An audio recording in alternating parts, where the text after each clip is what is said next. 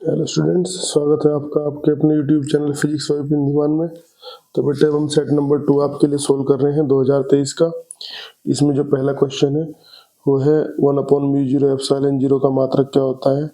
तो आप जानते हो कि जो c होता है वो होता है 1/√μ0 एप्सिलॉन 0। तो दोनों तरफ का वर्क करोगे तो आ जाएगा c² बराबर 1/μ0 एप्सिलॉन 0। ठीक है, तो μ0 एप्सिलॉन 0 आ जाएगा 1/c²। अब c होता है प्रकाश की चाल, तो मीटर प्रति सेकंड ही हो जाएगा सेकंड/मीटर की घात 2। ठीक है, तो सेकंड² प्रति मीटर स्क्वायर, ये इसका आंसर हो गया। इसके बाद है समीकरण E बराबर PC, जहाँ पे E, P और C क्या है, ऊर्जा, संवेग और प्रकाश की चाल किसके लिए लागू होता है। तो आप ध्यान रखो जो C है ना, यहाँ पे C प्रकाश की चाल है, और प्रकाश की चाल से कौन चल सकता है, फोटोन चल सकता है। तो ये कह रहा है इलेक्ट्रॉन और फोटोन दोनों के लिए लागू हो सकता है, तो ये सही नहीं है क्योंकि इलेक्ट्रॉन प्रकाश की चाल से नहीं चलता है। दूसरा है फोटोन के लिए चल है लेकिन इलेक्ट्रॉन के लिए नहीं है, तो ये सही है इसमें। तीसरा देख लो आप एक बार, इलेक्ट्रॉन के लिए परंतु फोटोन के लिए नहीं, ये तो सही नहीं है क्योंकि फोटोन की स्पीड तो c होती है, ना इलेक्ट्रॉन के लिए ना फोटोन के लिए, ये भी सही नहीं है। तो इसका सही आंसर है कि ये केवल फोटोन के लिए सत्य है, इलेक्ट्रॉन के लिए नहीं।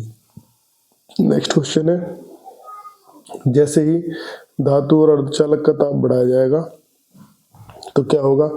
ये आपको पढ़ा रखा है कि धातु का ताप बढ़ने पे चालकता घटती है लेकिन अर्धचालक की चालकता बढ़ती है। ठीक है, ये ताप का प्रभाव है, विद्युत चालन वाले चैप्टर में पढ़ाया हुआ है। इसके बाद ये क्वेश्चन है, दर्शाए गए चित्र में ए और बी के बीच तुल्य प्रतिरोध क्या होगा। जब भी डायोड का क्वेश्चन आए सबसे पहले देखो कौन सी बायसिंग में है। जैसे डायोड में ट्रायंगल होता है प्लस, और इधर बैटरी का ट्रायंगल से क्या जुड़ा है, बैटरी का माइनस जुड़ा है, तो ये रिवर्स बायस में है। रिवर्स बायस में होने की वजह से इसमें करंट नहीं जाएगी, तो इसके साथ लगा हुआ प्रतिरोध बेकार हो जाएगा। तो ए और बी के बीच ये ऊपर का प्रतिरोध रहेगा ही नहीं, मतलब इसका कोई काम नहीं है, सिर्फ एक प्रतिरोध रहेगा 10 ओम। तो आंसर कितना है इसका, 10 ओम।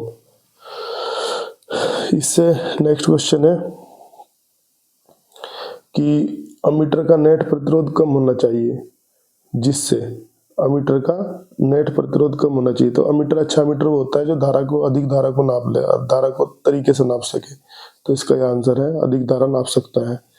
इससे अगला क्वेश्चन है कि हाइड्रोजन परमाणु में इलेक्ट्रॉन की कक्षीय गति का न्यूनतम कोणीय वेग कितना होता है। तो कोणीय वेग का सूत्र होता है NH/2π, ये बोर का परमाणु सिद्धांत है। तो n क्या है, यहाँ पे कक्षा की संख्या है। जैसे पहली कक्षा के लिए n बराबर कितना होगा 1, दूसरी के लिए n बराबर 2, तीसरी के लिए n बराबर 3। तो सबसे पहली कक्षा में n बराबर 1 है, तो सबसे कम सबसे पहली कक्षा का ही होता है, तो n की जगह 1 रखेंगे तो क्या उत्तर आएगा, H/2π। ये हमारा इसका आंसर हो गया।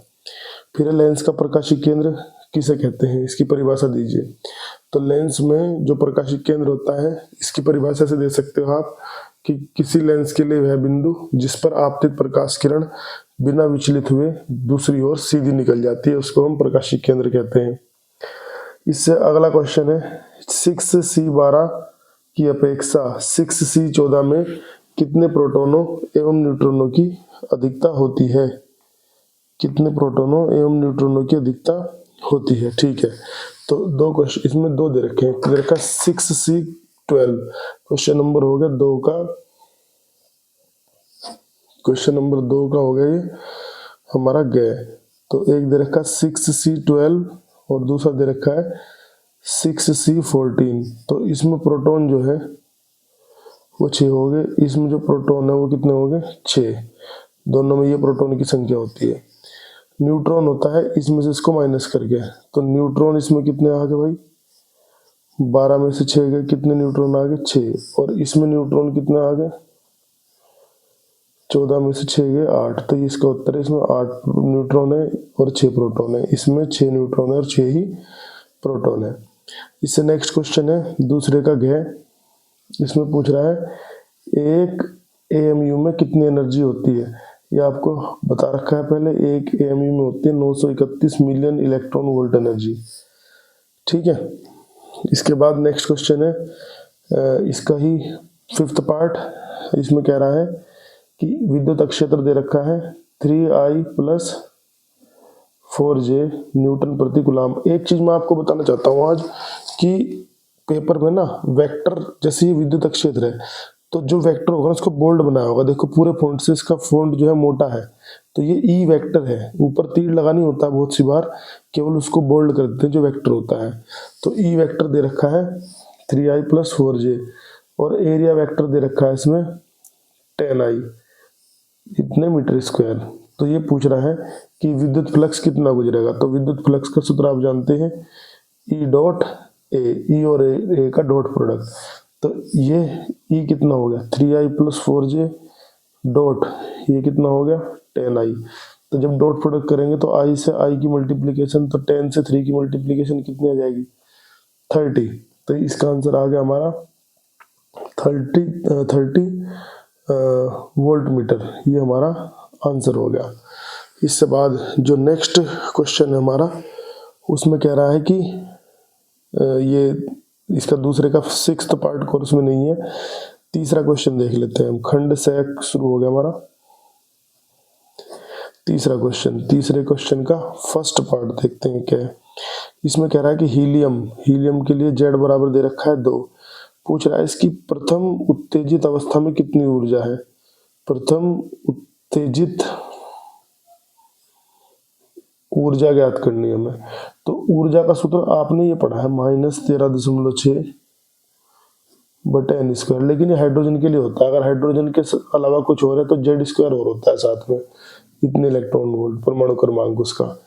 तो ये परमाणु क्रमांक ये किसी भी परमाणु के लिए है, और अगर यहाँ Z² नहीं होगा तो केवल हाइड्रोजन के लिए है। तो इस सूत्र में प्रथम, जैसे मान लो ऐसे कई सारी कक्षाएं होती हैं, तो ये होगी प्रथम कक्षा, ये होगी द्वितीय कक्षा, ये होगी तृतीय, ये होगी फोर्थ, ये इसके एनर्जी लेवल हो गए 1st, 2nd, 3rd, 4th। तो कोई भी परमाणु मूल रूप से कहाँ रहता है, इस वाले में, पहले में, इसको मूल ऊर्जा स्तर बोलते हैं। और ऊर्जा मिलने पे, बाहर से ऊर्जा मिलने पे ये ऊपर जंप करता है, तो अगर मूल ऊर्जा स्तर से अपने से ऊपर वाले में जाएगा तो जितनी ऊर्जा चाहिए होगी उसको बोलेंगे प्रथम उत्तेजन ऊर्जा। ठीक है, तो यही याद करनी है। तो इसके लिए हमें n को कितना रखना पड़ेगा 2, तो n बराबर 2 रखना पड़ेगा इसमें। तो रखेंगे तो कितना आएगा -13.6 बटे 2 का वर्ग, और z इसमें दे रखा है इस क्वेश्चन में 2 का वर्ग, तो ये सीधे सीधे कितना आ गया -13.6 इलेक्ट्रॉन वोल्ट। इससे नेक्स्ट क्वेश्चन है तीसरे का ख, इसमें कह रहा है इलेक्ट्रॉन के अपवाह वेग की परिभाषा दो, अपवाह वेग और घनत्व में, धारा घनत्व में संबंध लिखो। तो अपवाह वेग, जो आपने अनुगमन वेग पढ़ा है उसको ही अपवाह वेग भी कहते हैं। तो परिभाषा तो पहले पता रखी है, तो आप देख लेना प्रीवियस वीडियोस। अब धारा घनत्व और अनुगमन वेग में संबंध पूछ रहा है, तो धारा का अनुगमन वेग के साथ संबंध ये है। ठीक है, अब ये पूछ रहा धारा घनत्व का, तो धारा घनत्व का सूत्र देख लो आप क्या होता है। धारा घनत्व का सूत्र होता है J बराबर I बटे A। तो यहाँ पे I का मान रख दो, ठीक है, A से A कट जाएगा, तो धारा घनत्व का जो सूत्र आ गया वो कितना आ गया J बराबर NeVd। तो ये संबंध आ गया धारा घनत्व और अनुगमन वेग के बीच का। इससे नेक्स्ट क्वेश्चन कह रहा है कि विद्युत द्विध्रुव की अक्षीय स्थिति में विद्युत विभव का सूत्र सिद्ध करना है। तीसरे का ग, अक्षीय स्थिति में विभव का सूत्र, अक्षीय स्थिति में विभव का सूत्र, तो ये आपको ऑलरेडी प्रूफ कराया हुआ है। इससे बाद का क्वेश्चन कह रहा है द्रव्य तरंगें क्या होती हैं, डी ब्रोगली समीकरण लिखिए। ये अभी इससे पहली वीडियो में बताया, उसमें जाकर देख सकते हो आप। क्वेश्चन नंबर 4 का देख लेते हैं पहला पार्ट। क्वेश्चन नंबर 4 का क्या पार्ट, 4 का क्या पार्ट, ठीक है, इसको देख लेते हैं क्या है। तो 4 के क्या पार्ट में कह रहा है कि क्रांतिक कोण की परिभाषा दो। क्रांतिक कोण क्या होता है, अगर हमारे पास में एक माध्यम सघन है और दूसरा माध्यम विरल है, तो प्रकाश की किरण जब सघन माध्यम से विरल माध्यम में जाती है, तो मान लेते हैं ये प्रकाश की किरण गई सघन माध्यम से और ऊपर विरल माध्यम में जा रही है, ये अविलंब है। तो सघन माध्यम से विरल माध्यम में जाते हैं, विलंब से दूर हटती है। तो क्रांतिक कोण कौन सा कोण होता है, क्रांतिक कोण सघन माध्यम में वो कोण होता है जिसके लिए विरल माध्यम में प्रकाश की किरण दूर हटते हटते इतनी दूर पहुंच जाए कि कोण कितना बने 90 डिग्री। तो इसकी ये परिभाषा होती है कि सघन माध्यम में वह आपतन कोण, सघन माध्यम में वह आपतन कोण जिसके लिए विरल माध्यम में अपवर्तन कोण 90 डिग्री हो क्रांतिक कोण कहलाता है। अब इसके बाद ये पूछ रहा है कि जो प्रकाशिक तंतु है उसकी कार्यविधि का उल्लेख करो। तो प्रकाशिक तंतु क्या होता है मैं आपको बताता हूँ। ऑप्टिकल फाइबर होता है ये, आपने सुना भी होगा आजकल जो है नेट वगैरह का जो कनेक्शन है वो ऑप्टिकल फाइबर केबल की हेल्प से जाता है। तो इसमें ऐसा होता है, देखो ये ठीक है, इसमें ऐसे एक तो ये वायर होता है और वायर जो है मतलब फाइबर वायर होता है और फाइबर वायर के चारों तरफ जो है इस तरह से जैसे केबल देखते हो ना आप घर में, बिजली का जो केबल होता है उस तरह का है लगभग। तो ऊपर कवर चढ़ा हुआ है, ये कवर है, इसको कवर को जो है क्लेडिंग बोलते हैं, ये कहलाता है क्लेडिंग, ठीक है। और ये जो अंदर का भाग है इसको बोलते हैं इसकी कोर, क्रोड भी कहते हैं, वैसे हिंदी में इसको क्रोड भी कहते हैं, नहीं तो इसका नाम क्या है, कोर है इसकी, कोर, ठीक है, कोर। तो ये जो कोर होती है, कोर मतलब सेंट्रल पार्ट। तो ऑप्टिकल फाइबर ऐसा होता है कि इसमें जो ये अपवर्तनांक है ना, जो कोर का अपवर्तनांक है मान लो n1 है और क्लेडिंग का अपवर्तनांक मान लो n2 है। तो इसमें जो ये कोर का अपवर्तनांक होता है ये हमेशा ज्यादा होता है और क्लेडिंग का अपवर्तनांक कम होता है। तो जब प्रकाश की कोई किरण इसमें से ऐसे चलती है, एंटर करती है, तो प्रकाश की किरण जैसे ही मतलब ऑप्टिकल फाइबर के अंदर जाती है तो इसका जो माध्यम है अंदर के माध्यम से चली और ये माध्यम कैसा है, सघन, और बाहर का माध्यम कैसा होगा, विरल। तो जब प्रकाश की कोई किरण यहाँ क्रोड से होकर क्लेडिंग में जाती है तो कोर से क्लेडिंग में जाने पे वो सघन से विरल माध्यम में जाती है और आपतन कोण हमेशा क्रांतिक कोण से ज्यादा बनता है। इसकी इस तरह से संरचना की जाती है कि आपतन कोण क्रांतिक कोण से ज्यादा बनता है। तो जब आपतन कोण क्रांतिक कोण से ज्यादा हो जाए तो प्रकाश की किरण ऐसे लौट आती है, मतलब 90 डिग्री पर तो पहले हट रही थी, अगर ये कोण और बढ़ेगा तो ये और ज्यादा हटेगी, तो पहले ही माध्यम में वापस जाती है। इस घटना कहते हैं पूर्ण आंतरिक परावर्तन। तो प्रकाश की कोई किरण या कोई सिग्नल जैसे इसमें एंटर करता है तो उसका पूर्ण आंतरिक परावर्तन होता है, ऐसे मतलब पार निकलने के बजाय वापस लौट आता है। फिर जब यहाँ टकराएगा यहाँ भी पूर्ण आंतरिक परिवर्तन होगा, यहाँ भी। तो इस तरीके से किसी ऑप्टिकल फाइबर के अंदर जब कोई सिग्नल भेजा जाता है तो वो सिग्नल जो है क्या होता है बेटा, वो सिग्नल पूर्ण आंतरिक रूप से परावर्तित होता है, क्योंकि कोर से और क्लेडिंग में प्रकाश की किरण जाती है, सघन से विरल माध्यम में जाती है और सघन से विरल माध्यम में जाते ही उसका जो कोण है क्रांतिक कोण से ज्यादा बनता है और इस वजह से पूर्ण आंतरिक परावर्तन होता है। और पूर्ण आंतरिक परावर्तन की वजह से जैसे तुम्हें चित्र दिखाया ये, इस चित्र के अनुसार सिग्नल एक तरफ से एंटर करता है फाइबर में और इस तरीके से पूर्ण आंतरिक रूप से परावर्तित होते हुए दूसरी तरफ निकल जाता है। तो इस तरीके से ये जो है कार्य करता है। ये जो ऑप्टिकल फाइबर है उसकी कार्यविधि को मैं से बता सकते हैं। तो इससे जो है जो प्रकाश का सिग्नल होता है वो बिना किसी एनर्जी लॉस के एक किनारे से दूसरे किनारे पहुंच सकता है। ऊर्जा में इसमें कोई हानि नहीं होती है, होती भी है तो बहुत ही कम होती है। तो इसलिए इसका जो है विशेषकर इस्तेमाल किया जाता है सिग्नल को भेजने में। इसके बाद जो नेक्स्ट क्वेश्चन है उसको देख लेते हैं। इसको पेज को थोड़ा सेट कर लेते हैं। हाँ जी, नेक्स्ट क्वेश्चन देख लेते हैं। क्वेश्चन नंबर 4 हो गया हमारा। अब क्वेश्चन नंबर 4 का ही हमारा ख देख लेते हैं। इसमें कह रहा है एक धातु का कार्यफलन दे रखा है। क्वेश्चन नंबर 4 का ख, 4 का ख, एक मिनट जरा पेन निकाल लें।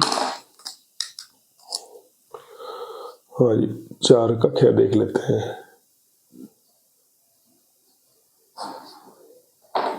हाँ, इसमें कह रहा है एक धातु का कार्यफलन है, कार्यफलन दे रखा है W से लिखते हैं कार्यफलन को 2.5 गुणा 10 की घात -9 जूल दे रखा है। फिर कह रहा है इस धातु में 6 गुणा 10 की घात 24 हर्ट्ज आवृत्ति का प्रकाश आपतित होता है। या आपतित प्रकाश की आवृत्ति है। तो संस्तब्ध विभव पूछ रहा है कितना होगा, स्टॉपिंग पोटेंशियल, निरोधी विभव भी कहते हैं इसको। तो आइंस्टीन के प्रकाश विद्युत समीकरण आराम लिखें तो उसके हिसाब से ये सूत्र होता है ठीक है। और ये जो ई के है जो गतिज ऊर्जा है, इसको स्टॉपिंग पोटेंशियल की पदों में ऐसे लिख सकते हैं। ठीक है। अब यहाँ पे स्टॉपिंग पोटेंशियल पूछ रहा है V0, तो कितना आ जाएगा h न्यू माइनस डब्ल्यू अपॉन ई। ठीक है, तो V0 हो जाएगा h 6.6 गुणा 10 की घात माइनस 34 न्यू। आवर्ती दे रखी 6 गुणा 10 की घात 24 माइनस ये दे रखा 2.5, डब्ल्यू दे रखा 2.5 गुणा 10 की घात माइनस 9 और बटे इलेक्ट्रॉन का आवेश हो गया 1.6 गुणा 10 की घात माइनस 19। ठीक है, तो ये एच न्यू माइनस डब्ल्यू आ गई। तो इसको आप यहाँ पे सोल्व कर लेना, सोल्व करके इसका आंसर आ जाएगा। और इसका आंसर यही आ जाएगा जो कि दे रखा है मॉडल में। एक मिनट जरा देख लेते हैं क्या आंसर दिया हुआ है। सोल्व करने में टाइम नहीं खराब करते हैं, सोल्व करोगे तो यही आंसर आ जाएगा इसका।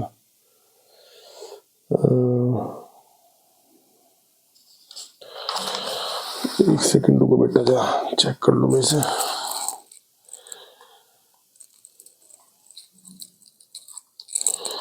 इसका आंसर दिया नहीं है, इसमें सोल्व ही करना पड़ेगा इसको।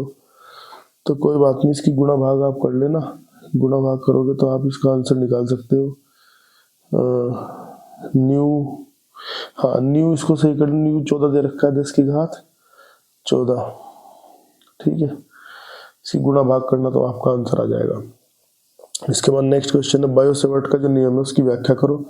तो बायो-सेवर्ट का नियम आपने पढ़ा हुआ है, वैसे बताता हूँ कि भाई किसी भी लंबाई के धारावाही चालक, मान लो इसमें धारा आई बह रही है, के लेंथ सेगमेंट, मान लो ये कोई धारावाही चालक है जिसकी लंबाई, ये मान लिया हमने ऐसे किसी भी लंबाई का, किसी भी शेप का, और इसकी हमने लंबाई का छोटा सा हिस्सा लिया, इसको बोलते हैं अल्पांश। क्या बोलते हैं? अल्पांश, बल्कि इसको बोलते हैं धारा अल्पांश। अगर इसमें धारा बह रही है तो धारा अल्पांश, अल्प मतलब छोटा, अंश मतलब भाग। तो किसी धारावाही चालक के अल्पांश की वजह से किसी बिंदु पर जो चुंबकीय क्षेत्र उत्पन्न होगा, मान लो ये बिंदु है r दूरी पे, इस पर जो चुंबकीय क्षेत्र उत्पन्न होगा उसके लिए बायो-सेवर्ट का नियम है। और ये सूत्र होता है μ0/4 पाई I dl sin थीटा बटे r स्क्वायर। ये आपको मैंने पहले पढ़ा रखा है। थीटा क्या है? ये अल्पांश के और इसको मिलाने वाली रेखा के बीच का कोण है। चलो खैर, अब इसमें दूसरा पार्ट देख लेते हैं। ये कह रहा है इसकी सहायता से μ0 का मात्रक निकाल लो। तो यहाँ से μ0 हो कितना गया, यहाँ पे सबके मात्रक लिख लो आप पहले। तो b का मात्रक होता है न्यूटन प्रति एम्पियर मीटर। ठीक है, 4 पाई का कोई मात्रक नहीं होता, इसका मात्रक हमें ज्ञात करना है μ0 का। धारा का हो गया एम्पियर, लंबाई का हो गया मीटर, और नीचे r स्क्वायर का हो गया मीटर स्क्वायर। तो मीटर स्क्वायर से पावर कटेगी, मीटर आ जाएगा, यहाँ से एक पावर कट जाएगी, इस मीटर से ये मीटर कट जाएगा। तो μ0 यहाँ से कितना आ गया, न्यूटन प्रति एम्पियर स्क्वायर। तो न्यूटन प्रति एम्पियर स्क्वायर, तो ये इसका मात्रक आ गया। इसके बाद नेक्स्ट क्वेश्चन है हमारा घ, 4 का घ, इसको देख लेते हैं। 4 के घ में कह रहा है कि 1.732 अपवर्तनांक का एक समबाहु प्रिज्म है। समबाहु प्रिज्म का मतलब जिसकी सारी भुजाएं बराबर हो। तो समबाहु प्रिज्म के लिए प्रिज्म का कोण होता है 60 डिग्री। पूछ रहा है इसके अल्पतम विचलन कोण का मान ज्ञात करो। अल्पतम विचलन कोण डेल्टा एम बताना है इसके लिए। ठीक है, डेल्टा एम अल्पतम विचलन कोण। दूसरी बात ये कह रहा है कि इस विचलन कोण के लिए इसका प्रिज्म का आपतन कोण कितना होगा।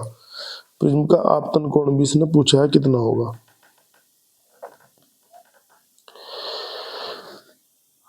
ठीक है, इसको क्वेश्चन को सोल्व कर लेते हैं। तो n बराबर होता है sine a plus delta m upon 2 upon sine a upon 2। ठीक है, तो यहाँ पे n का मान रख दो 1.732 इक्वल टू साइन a हो गया 60 plus delta m upon 2 upon sine 60 upon 2। ठीक है, तो अब इसको आप लिख सकते हो यहाँ पे sine 60 plus delta m upon 2 upon ये साइन 30 हो गया। ठीक, तो ये आ गया आपका 1.732 इक्वल टू साइन 30 1/2 होता है, तो ये हो जाएगा 2 sine 60 plus delta m upon 2, ये 2 इधर डिवाइड कर दो तो कितना जाएगा, sine 60 plus delta m upon 2 is equal to 0.866। इसे भाग करेंगे, 2 8 16, 2 6 12, हाँ सही है। तो यहाँ से ये वाली वैल्यू आ गया आपकी 0.866, ठीक है। तो ये वैल्यू आपकी यहाँ से आ गई साइन 30 की वैल्यू, हाँ ठीक है, ये वैल्यू आ गया आपके यहाँ से। तो 60 plus delta m upon 2 is equal to आ गया साइन इनवर्स 0.866, ये आंसर आ गया इसका। तो यहाँ से आप देख लेंगे इसे।